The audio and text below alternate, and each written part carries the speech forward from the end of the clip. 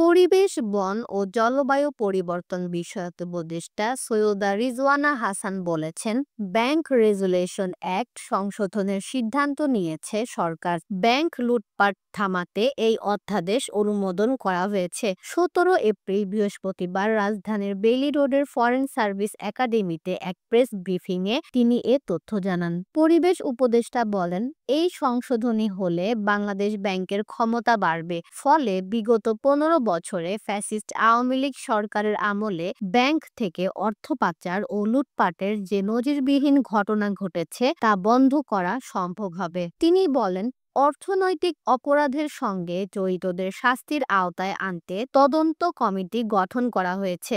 রাজস্ব নীতি ব্যবস্থাপনা, গ্রামীণ ব্যাংক সংশোধন সহ কয়েকটি অধ্যাদেশ অনুমোদন করা হয়েছে। এই সময় অধ্যাপক ইউনূসকে রাজনৈতিকভাবে টার্গেট করা হয়েছিল মন্তব্য করে রিজওয়ানা হাসান বলেন, গ্রামীণ ব্যাংককে সরকারের নিয়ন্ত্রণে আনা হয়। নতুন আইনে জনস্বার্থ প্রতিষ্ঠান হিসেবে বিবেচনা করা হবে গ্রামীণ ব্যাংককে।